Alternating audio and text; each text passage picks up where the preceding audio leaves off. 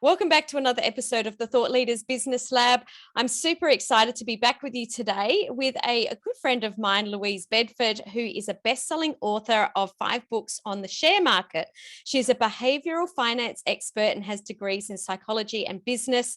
She's been running her program since the year 2000, and she's the founder of the Talking Trading podcast.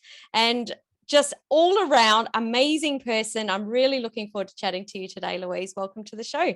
I'm looking forward to it as well, Samantha. We've known each other for a few years now. I love that we've got so many things in common and so many values that we share. That's so true. So true.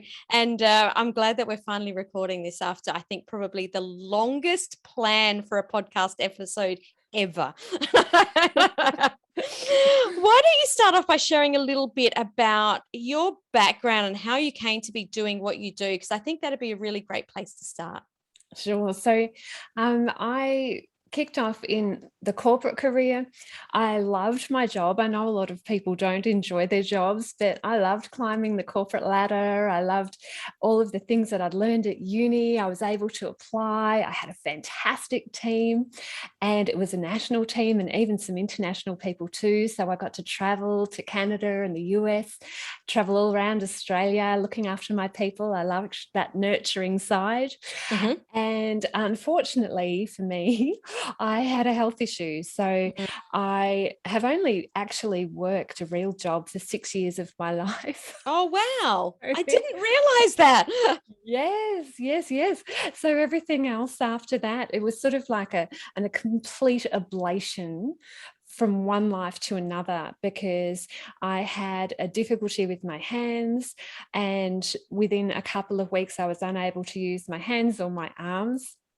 And it took 3 years or so to be able to get movement back, any movement. That's huge. It has taken the best part of my life to recover from this.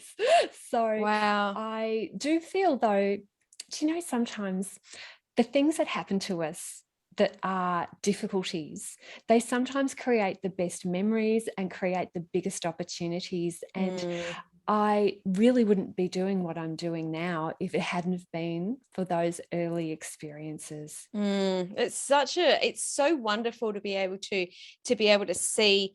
And it doesn't mean that you think that it's an amazing thing that happened. Obviously, I can't even imagine what it would be like to not have the use of my hands for 3 years, but to still have gratitude, not for the event, but for what came out of it. I think that's fantastic. And I think that that's something that we can all sort of tap into, because all of us have things in our life, obviously at different, at varying degrees, but we all have things that haven't gone well. And to be able to really have gratitude for what comes out of them is such a special gift.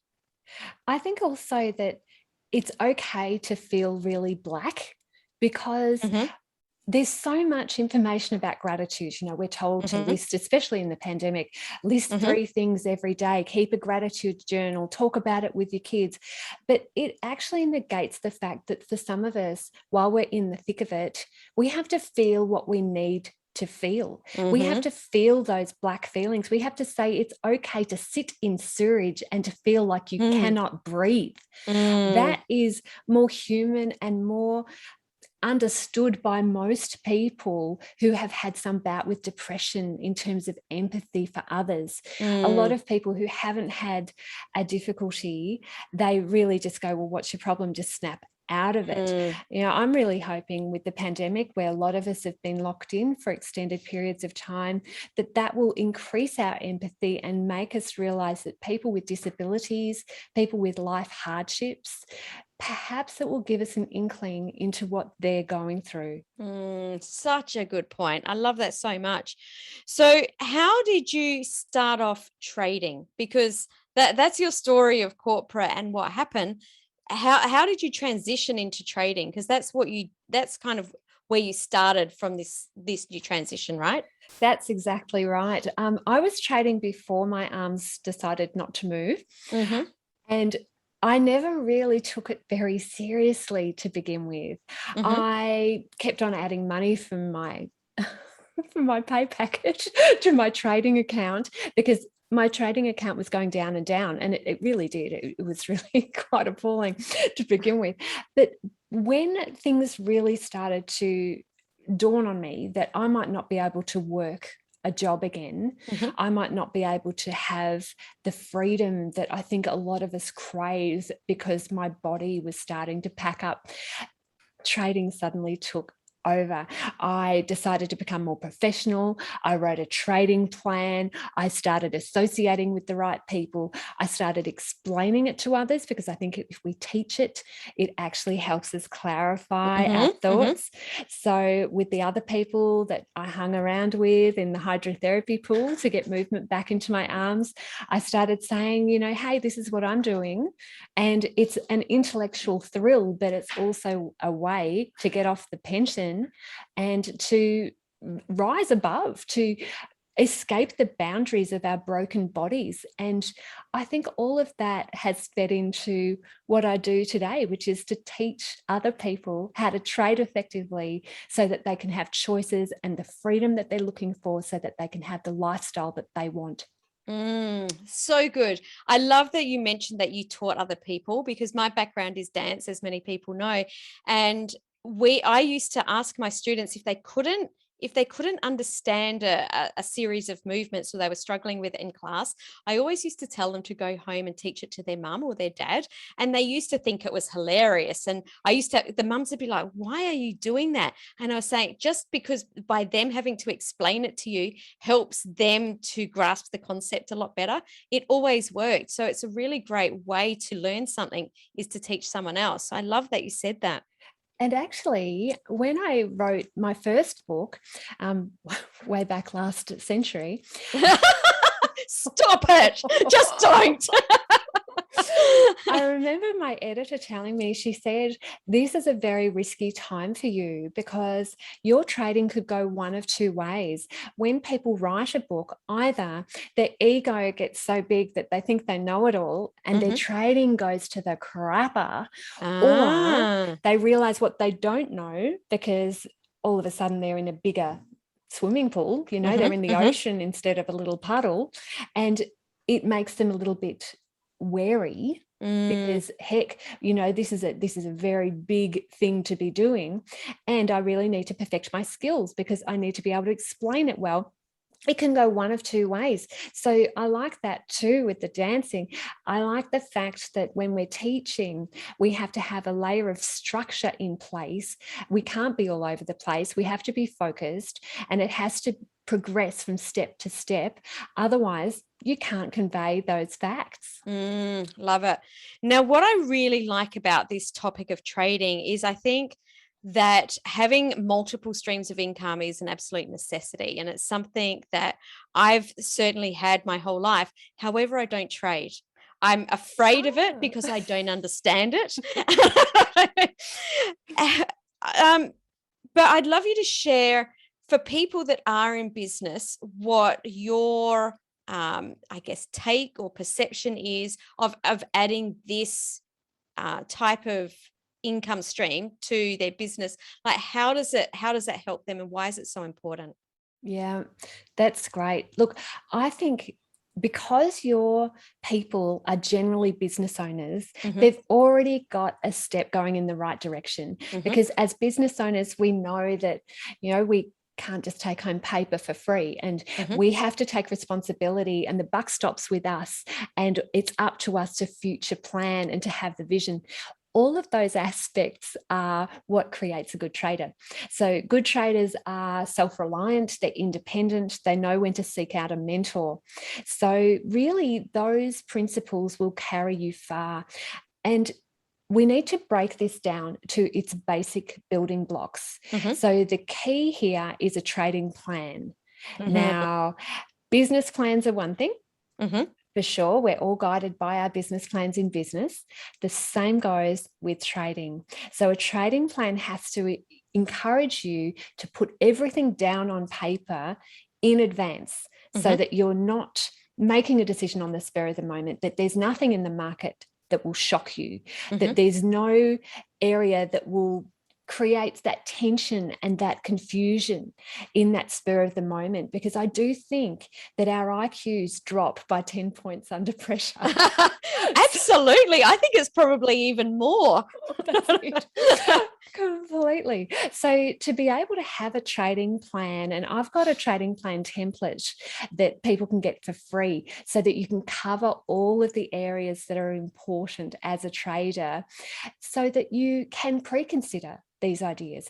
And the key areas to think about is entry, exit, and position sizing.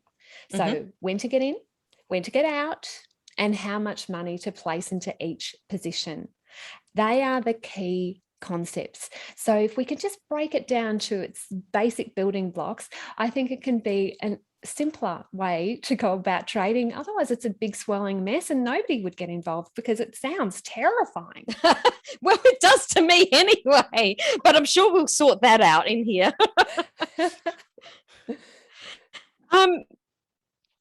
Before you even put a trading plan in place, do you work with your clients, or do you suggest people even go one step back and figure out why they're doing this in the first place? It is a really important point to know why you're doing any endeavor. You know, as adults, we have so many conflicting things. We get so many demands on us, whether it's kids, whether it's our own parents, whether it's our own education. So we're not going to stick at something unless we have a real reason. The majority of my traders that have got that real reason, they find their way through, and it's wonderful to watch.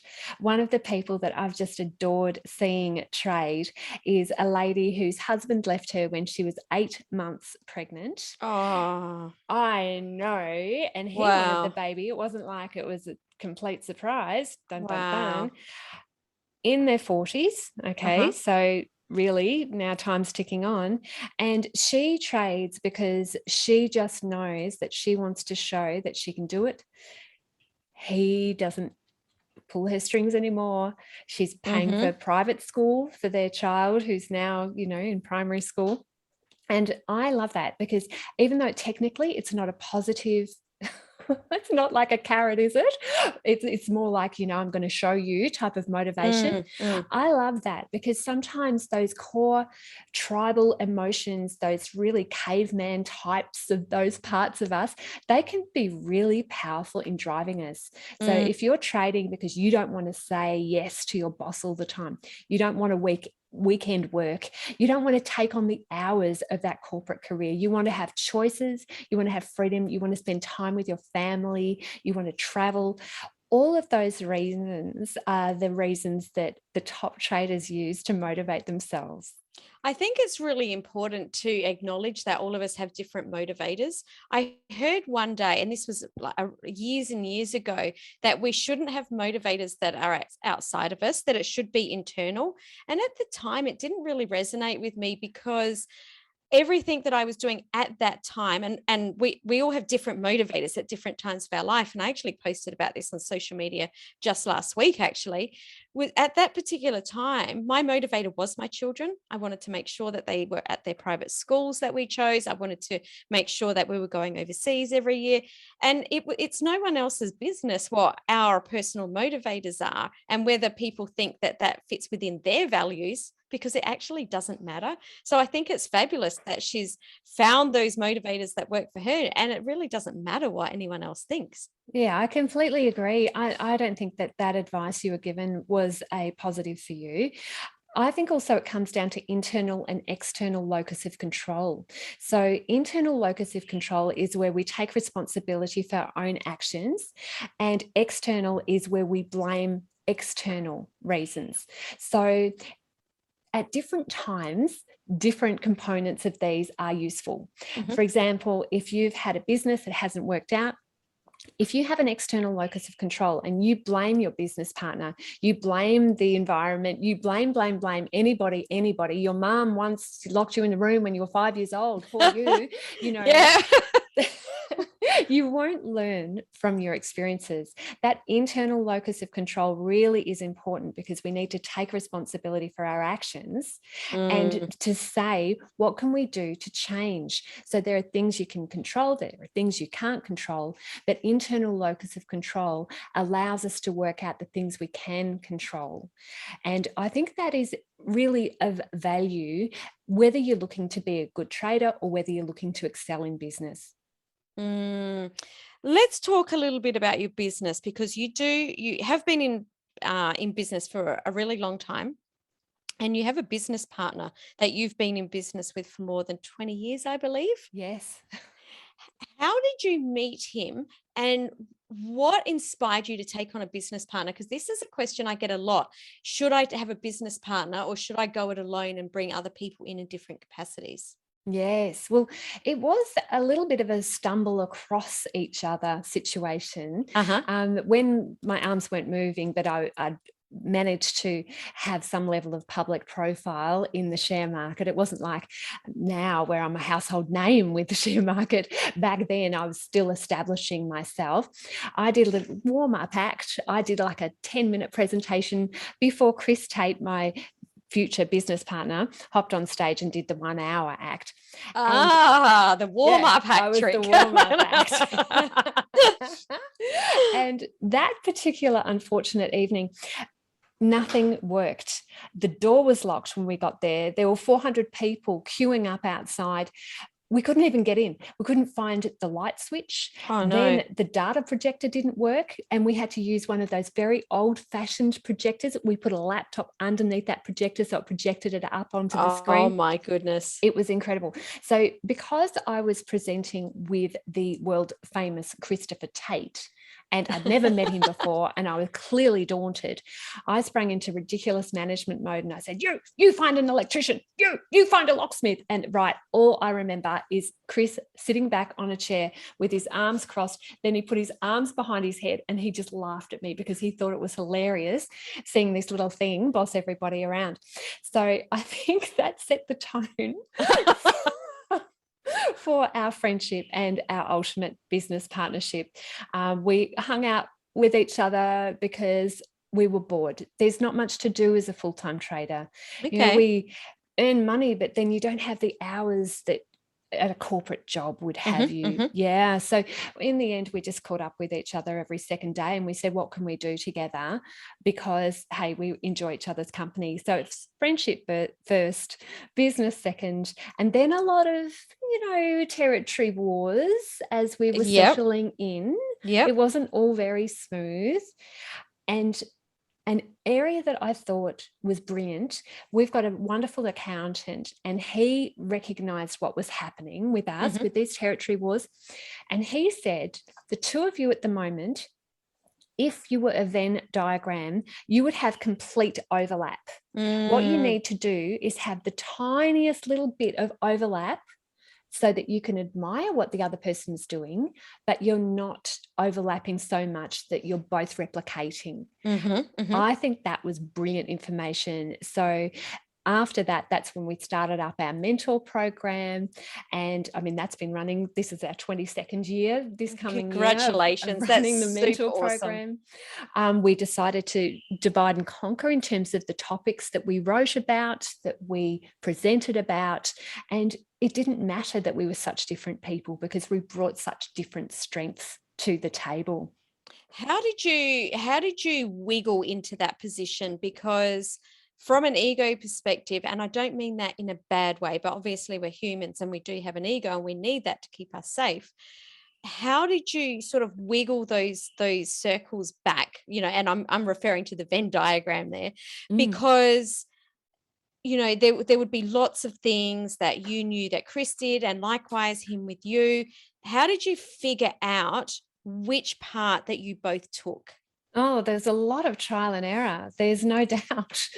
In the end, it's the person who felt the most strongly about it. They were the ones to win.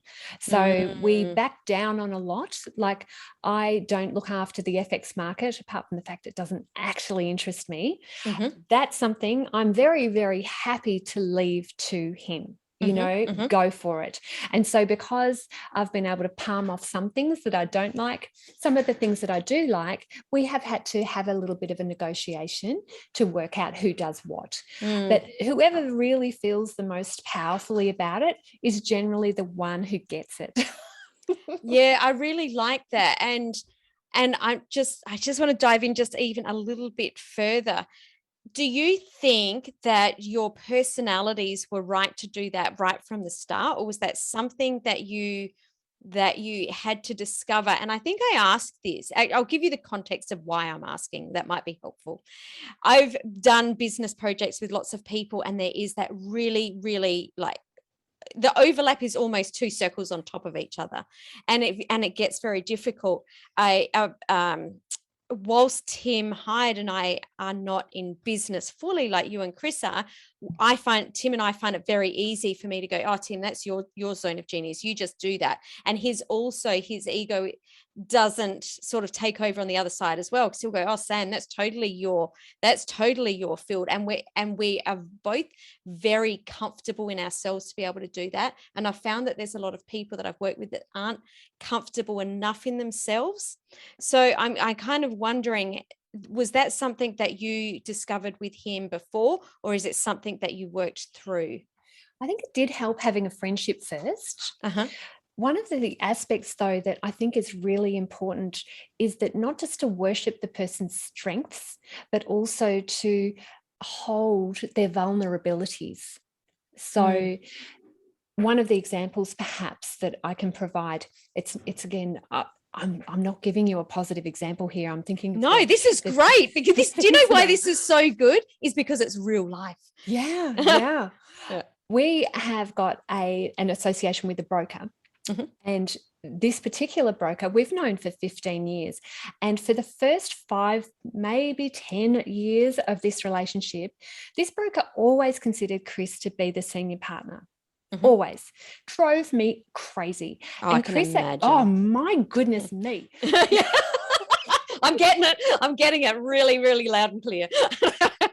So I confided in Chris with this. And so I was very vulnerable with this, because not only does it strike to the core of personal power, it also strikes to the core of misogyny. And it frustrated me to such an extent, because I'm supposed to be the leader for women coming through, and I'm the one getting walked on. So we together planned a way for me to overcome this. And then Chris let me overcome it, but with him as my ally. So we tried a few tactics first, where if this person talked over me, Chris would pop up his hand and say, just a moment. All right, that's good. That's one level. But then moving up to a higher level is where I confront. So the confrontation was fantastic, because I planned it out in advance. I practiced it with Chris, and Chris did not maintain eye contact with this guy. He gave me his attention as I was berating this person. That is, dude, you might think that's not a great story. I think that is absolutely fabulous. That is so good. And that, every single woman that's listening to this right now is cheering for both of you, for you not just standing up for it, but also having a male to support you in what needed to be done. I think that's fantastic. Yeah. And it is interesting as well that after you do stand up to somebody like that, because he is a strategic business associate of ours, so I couldn't just wipe him off. Some people you can give the flick and it won't make any difference, but this was important to us. So I did say to this gentleman, look, I know you do think that Chris Tate is the senior business partner here, but can I just mention to you that you are giving the attention to the wrong area? Because in this situation, I will be making the decision and Chris will be going along with everything that I say. So if you don't convince me, if you don't suck up to me, if you don't provide benefit to me, then the relationship is over. And I can call the shots right now and right here if that's what you want. So what's the answer going to be? So I think it's important to recognize the areas where you are vulnerable, first of all, and confide them to your business partner, because if it tells you that that business partner is not going to hold you in that vulnerability, that's giving you a big perspective on who that person is as well. You need to actually demand that you are held in your vulnerability. You really do, because that is what the 1 + 1 = 5 equation will end up looking like, rather than the two pack horses just getting to the destination. There's a lot more flavor we can give to this. Absolutely. I love that. And thank you for sharing that story. I'm just like, yes, go Louise. So good. Now, you have been running your business. Now, is it 22 years? Have I got that right? The Mentors program's been running 22 years, but the actual tradinggame.com.au has been running for longer than that. Yes. That's so awesome. But you've been running courses for 22 years. Yes. Over that time, because that's quite a long time, especially in sort of this course creation. And over this time, there's been so much change from, the old tapes that we used to get to put in the tape recorder. I'm sure that's what you had, because I certainly had them, to the CDs, to the online. There's lots of changes along the way in application. But I'm assuming also in the deliverables within the course. How do you really focus to make sure that those courses are, I guess, at the top of their game without getting bored? Yes. That's such an important part, because I think sometimes we're the ones that get bored with the marketing first, not our clients. We're the ones that need novelty. And I do want to encourage you listeners to consider areas that they can excel in nuance rather than novelty. Finding things that float your boat, that are little changes, can make all the difference. And to have little mini projects on the side that feed into that greater vision, it's so important. The key way that I've been able to find that I've been able to do that is to ask my clients. So our course is a repeat for free course. So we have a very loyal client base, because every year when the course changes, we have the people who have repeated for 2 decades. So it's lovely. I run surveys into that client base. I ask specific questions and I ask for criticism. Now, I do it carefully because I don't want to be seen on a public forum asking for criticism. I do it privately. So we have got a graduate forum, and I actually say, what are our gaps? If you had a wish list, if you could wish that we would provide one thing for you over the next 12 months, what would that be? If you can identify a weakness for us, what would that weakness be? Is there something that you've seen that one of our competitors is doing that you wish we were doing? And I get my little market research team of my clients to feed me that information, and they even act as beta testers. So I'll give you perhaps one specific example, because this is from last week. So one of the gaps that we had, and this is identified by a client, Jeff Mears, who's one of our helpers at our functions, he said that when we give a senior buddy to one of the new people coming through, because we assign somebody to help them. He said there's not enough training for that senior buddy. So we need to help our empowerers be satisfied with their role, provide sustenance for their ego, but also specific tools to be able to help them encourage their newbie, and ways for that newbie to excel. And the key thing that it ended up being, after a lot of investigation, is setting boundaries. So helping that senior person set boundaries with that new person, so they knew exactly what to expect from that relationship. And I've created a 3-video course for those clients, for those special people, to help support them. And I never had that. I mean, we haven't had that for the last 2 decades. We're launching it next year. So that was a beautiful suggestion. I don't know why it hadn't occurred to me. It just hadn't. So clients can be a valuable source. I think it's fine to say, I don't know why that hadn't occurred to me, but we're in, and this is something that that we need to remember as business owners, that we're in so deep that the perception that we have of everything is very, very different. So being able to ask your clients, or having a mentor or someone from the outside that can see different gaps that you can't, I personally think is absolutely essential. And I love that you're tapping into the clients, because that is, it means that you're increasing your retention, you're getting better referrals. It means that, you've got a better energy, I guess, around, that people are attracted to. Because when you've got great energy, people are attracted to that. And they actually helped me create that training campaign.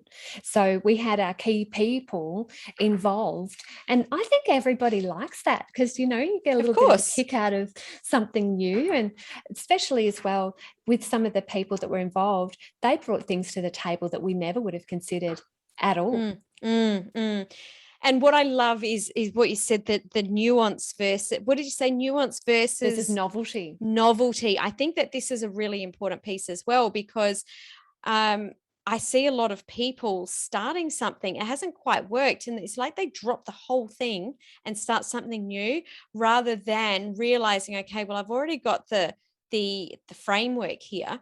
How do I then add to it and make it better and better and better?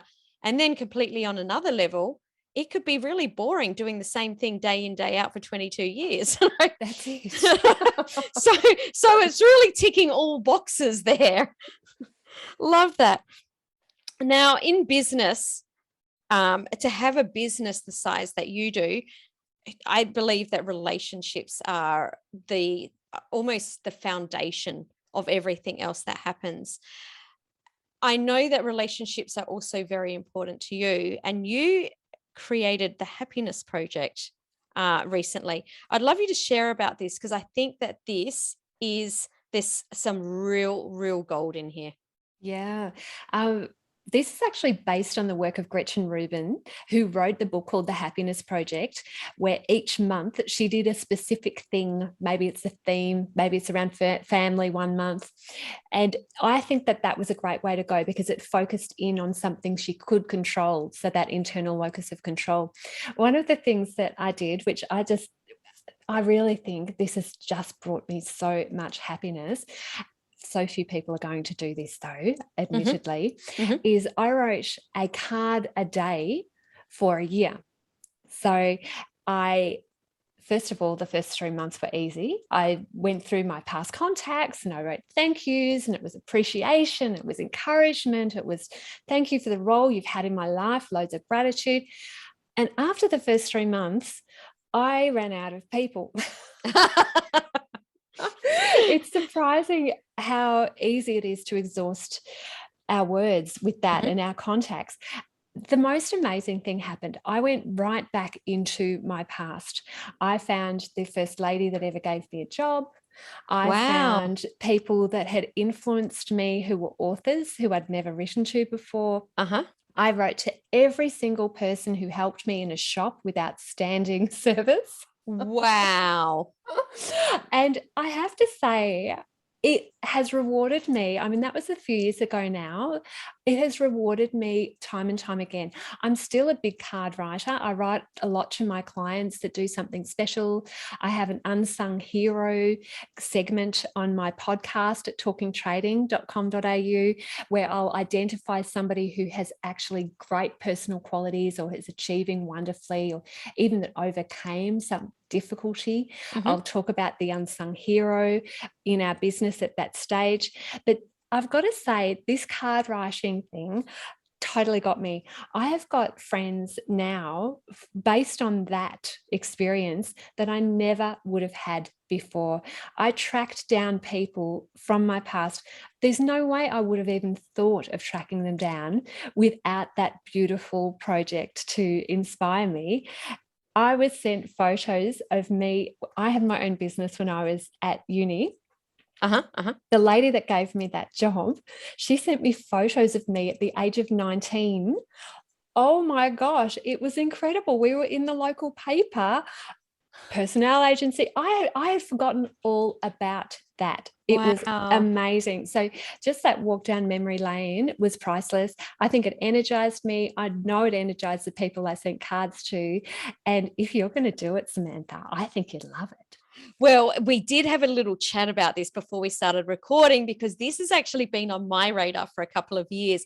And I keep thinking, is it the time? Is it the time? Because I also love writing cards. So when I send gifts to my clients, I always handwrite cards, which I know that there's companies out there that you can sort of send cards, but the greeting is printed on there and they send them out. And it's never appealed to me, because I want to actually handwrite in the cards, because I think that adds a level of something that we don't see anymore. Like when I was in high school, I used to have pen friends, and it was normal to get a letter in the mail and to read someone's handwriting, but it's very rare now to see someone else's handwriting. Yeah. But in saying this, I got a handwritten card in the mail just yesterday, and it really put a smile on my face for the whole day. It was just, I just loved it. It gives you a boost. If you think about the things that we loved when we were 10 years old, 12 years old, often those are the things that still inspire and bring us into our own again, to own it. I loved getting cards when I was a kid. I loved pretending to write books. It was just so exciting. And now the things that get me going were the things that, were clearly in my heart from way back then. So one thing though, if you're going to do this, Samantha, I'll perhaps temper a couple of the things. Yes, a handwritten card is fantastic, but that is a huge goal. That is massive. Mm-hmm. Would you consider using a company where you can type in your own personal message? And that's what I was talking about. So that's what I did. I used a company called Send Out Cards. There's heaps of them. Don't necessarily use that one necessarily, but whatever you prefer, whatever you find. I typed in personal messages, and it allows you to put in photos. So you can take your own children's faces and put them on the front of the card. You can, when my daughter broke her leg, I asked on Facebook for people's suggestions about what I can do with a kid in lockdown with a broken leg. And I put cards together based on her little explorations with jigsaw puzzles. If somebody sent something for her, I put that photo in the card for them. And that, I think, may automate away some of the concerns for you. Sitting down every night, it's another thing on your to-do list. You may not get it done, love. Yeah. Good pickup. I want to go back to the trading a little bit, because certainly this is where we started the conversation. What have you seen? Because I'm sure that you've got many clients that are in business and have started trading and have been successful in it. What are some of the lifestyle changes you've seen with some of these business owners that have gone in and brought in this different stream of income? How has it changed their life?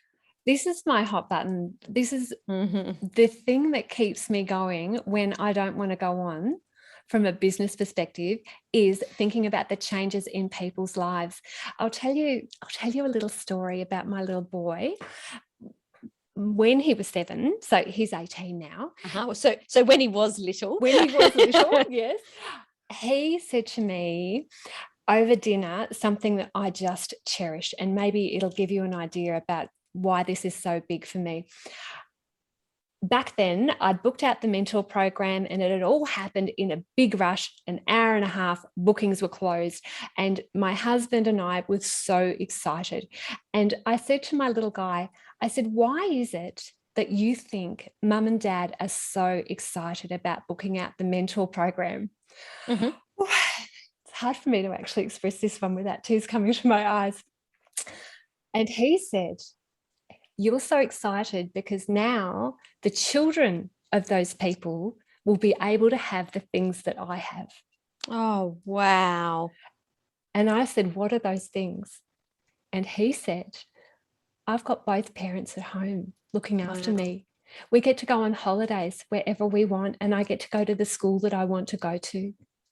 He didn't just mention that he had a new bike. He didn't say, I've got this truck. He actually tapped into the core values that I was hoping to convey to my children and to the people who I care for in my mentor program in such a unique way. I just thought, wow, I'm on the right track. Because sometimes as parents, not just mothers, fathers too, you put all of this effort into your business and you go, is this taking me away from my child? Is this something that is actually a positive example? Or are they seeing me tired and stressed out, working all hours? What sort of example am I setting? And I want to encourage the people listening that you are setting a fine example about personal responsibility and what it takes to get ahead. And your children are watching. They are watching your every move and they are absorbing it through osmosis. So if you think that they're not, I can guarantee that they are. They really are. I want to encourage you to keep on going. If things are looking tough, your kids are seeing how you overcome adversity. If things are jubilant and joyous, they're seeing what that does to your ego. They're seeing what that does to their lifestyle and how it impacts them. So just know you've got a little person watching. I always encourage my traders with kids at home, get your kids colouring in charts, get your kids drawing shares, give them something to do while you're trading. And then once you've finished trading, give them 100% of your attention. Make sure they realize they're part of the vision for the family. Include them in every way. I've got an account for my children where we're trading with them so that they can see how it's done. And hopefully down the track, when it's their time, they'll be able to pick that up and run. I taught my niece, who was 11 years old, how to trade. By the time she was 18, she bought herself a car, she went around the world, and she has now got an amazing lifestyle based on the principles of trading, not just the income coming in. It's those things we leave in our children that really count. That is just so important. I interviewed my daughter on I can't remember which podcast episode it is, but I'll link it in the show notes. It's actually one of our top 10 most downloaded episodes, where I had, how it happened was her and I went on this random, on 24 hours notice road trip to Byron Bay. She just rang me and went, Mom, I've got the next 5 days off work. Don't suppose you want to go to Byron Bay tomorrow? Yeah, why not? I can do it. So we did it. And it was fascinating to be in the car with her for such a long trip. We were in the car for 2 days, and to be chatting to her about some of the things that had come up from her childhood. And it was fascinating. It fascinated me so much that we recorded a podcast episode on it, in exactly what you're saying, with her giving the perspective through her eyes as a child, to say, do you know what, as a parent, you might be, have some like mother guilt or father guilt around what's happening. She said, but this was my perspective as a kid. I didn't get any of that. Like, you might have felt that, but I didn't feel it. And, this is what I've learned from seeing you and Dad running your own business. And this is how it means that I am, she's in the corporate world. She actually decided not to go into business. But why? From the conversations that we had at the table. And I love that you're having these conversations, or you did, with your children and your niece, because we're helping them to see that the reality that many people in the world have is not the reality of everyone. We don't have to just get good grades and go to uni and get a corporate job and have a house with a white picket fence. It doesn't have to be that way. And that's something that I'm really, really passionate about as well, is that I think that if everyone in the world was living in a way that was perfect for them, this world would be a really, really different place. And that your own actions can inspire people. You don't even realize who is looking on. I had another little story here for you, actually, just thinking about this as you were talking. My sister started going out with a new man. And he didn't know that much about our family's background, okay? He came to Mother's Day, and then he started saying, oh, so what do you do? How do you two spend your time? Trying to get an idea who we were. And I said about how I help traders make money so that they can put money into their pockets and make it stick, so that it's not just an instant flash and then they don't have any more money. We're talking about longevity of income. So he proceeded to call me a gambler, Oh to no. say, well, that's not very morally responsible of you because people should go to uni and get a job. That's the only way you'll really get ahead. Okay, so I'm taking it all and I'm watching my nieces and nephews' eyes fire up. And finally, one of them couldn't stand it anymore. And they just said, you have to stop talking. You don't know what you're talking about. And then they all jumped on him. They totally made my case for me. And if there was ever a doubt in my mind that it's bigger than just me, it was eradicated with that one Mother's Day lunch. It was so much fun to see him be put back into his box, not by me, but by the people who I care for and who I've trained and who have got a wealth mindset beyond their years. They stuck up for themselves in such a beautiful way. Oh my gosh, that's one of my finest moments, I think. Yeah, absolutely. But it just goes to prove that they exactly what you were just saying. They're taking in everything. And it's not about what we say to people. It's about that just living and breathing and seeing those values lived out every single day. And that's how we that's how you've helped those people, your nieces and nephews. Yeah, I love it. So good. Now, you did mention earlier that you have a trading plan template. I'd love for you to share a little bit about what this is and where people can get this, because anyone that's listening would be totally like, okay, let's look into this. I can hear what Louise has achieved, what she helps people achieve. Let's look into this. So I'd love you to share.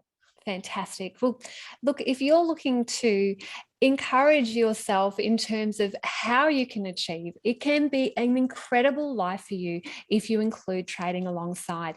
If you're looking to have more freedom, more independence, have the ability to develop a side hustle income alongside your business, then this can be the area that you can call home. So you can come to tradinggame.com.au